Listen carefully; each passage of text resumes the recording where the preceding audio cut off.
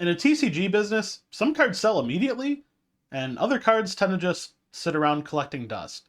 And over the last year, I've kind of learned my ways and seen what exactly does fly off the shelves and what ends up, collecting space in your inventory that you could be using for other cards. But what's up? My name is Jay Show. If this is your first time here, I run a small business called Jay Show's Pocket Shop.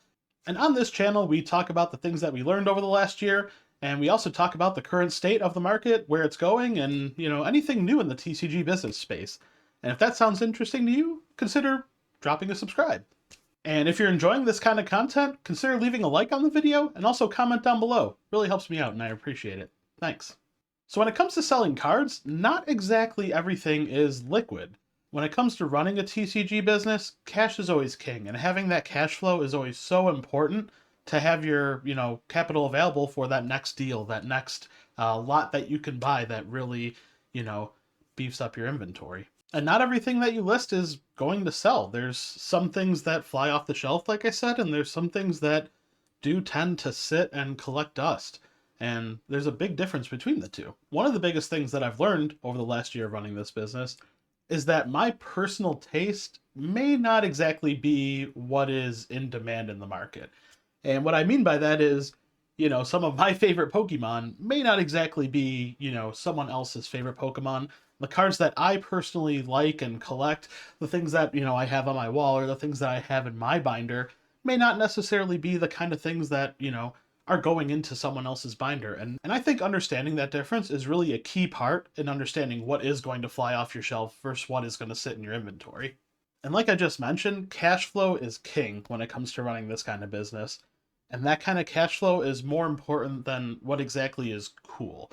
What you think might be cool may not exactly be something that is necessarily liquid. And when running this kind of business, it's important to remember that sometimes those things that you think are cool may not be the most liquid. And again, cash is always king when it comes to running this kind of business. One of the biggest lessons that I learned over the last year is you don't get paid for earning inventory. And what I mean by that is anything that sits on your shelf is sitting on your shelf. It's just a number there until you convert it into a sale, and then it becomes cash flow for your business. So it's important to remember that anything that does sit on your shelf isn't exactly money that you can then be using in the business. In running my online store, as well as vending on the weekends when I do that, I found that there are certain items that do tend to, move a little more consistently than some others. One of the items that I find I have the easiest time moving whenever it is in my store is any kind of graded slab. Graded slabs are great in the way that they are a validated, authenticated card. They have a number attached to them. Whether you agree with the number or not, they have an actual number attached to them, and that number does have values and comparisons that people can look up.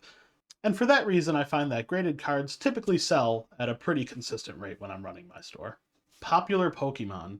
This one is huge. There is always, always, always going to be a market for Charizard, for Pikachu, for Gengar, for any of the evolutions. Those kind of cards always fly off my shelf. It's hard to keep them in stock when they're a popular Pokemon. So if you see a lot that you're looking to buy that has a lot of those popular Pokemon, you're going to have an easier time, in my opinion, getting rid of that inventory versus, inventory of Zubats. No disrespect to Zubat. Sorry. Not only popular Pokemon, but popular artists. What I've noticed is in the recent, months or even over the last year, various Pokemon illustrators have become very popular within the community. I guess one of the biggest ones you would say is Shinji Kanda. He has a lot of recognizable artworks. And knowing which of those artists are popular is always going to help take your inventory to that next level. Finding those popular artists that do have collectability that you do see a lot of people coming and asking about in your store, asking questions, do you have this card? Or if you do happen to, vend shows or anything like that, if you have people and you're noticing a trend asking for a particular artist, I would maybe pay attention to that, particular artist's cards and maybe start to, have more inventory of that particular artist. Another thing that I find sells very easily on my store are cards that are in the meta. And what I mean by that is cards that are played in the competitive Pokemon TCG game. Those cards are used in building decks. which I mentioned in a previous video before. People that do play the game, they do tend to look for those meta cards, whether they're full art or the commons or uncommons from a particular set. Those cards are desirable, they are used in decks, and those cards typically do fly off the shelf as well. Over the last year, I found a pretty common thread with some things that typically sit in my inventory. Things that tend to sit longer than some of their other counterparts. Cards that are older, that base set, that WotC, Wizards of the Coast era, those cards typically do tend to sit in my inventory a lot longer than others. Not only just because they're vintage and, older, but a lot of times the condition on those cards isn't exactly the best. And that's going to lead me to my next point.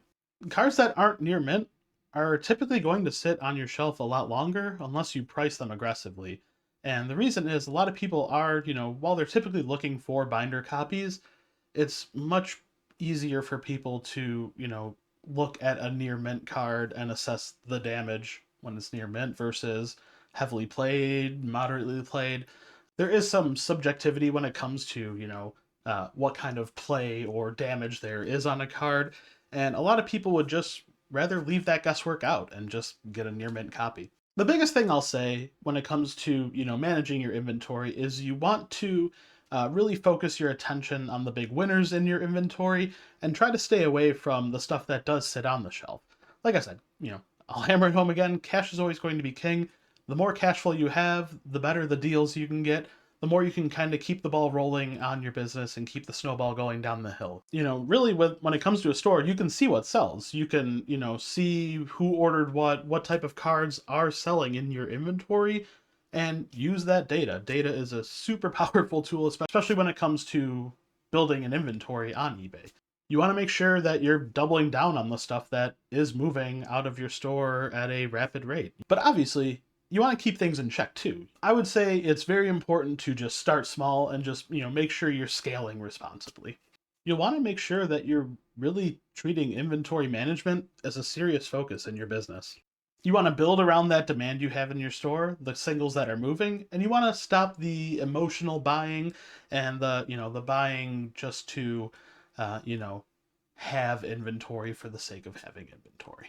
But with that being said, I hope this helped you out and, hope provide a little bit of a better picture on what you should be focusing on when it comes to managing your inventory and your eBay store or TCG player if you're going that route as well. In a TCG business, you don't really build your business around what you like, you build it around what moves. And once you understand that, everything kind of falls into place and everything gets a little bit simpler. But with that, thanks for watching, and I'll catch you in the next video.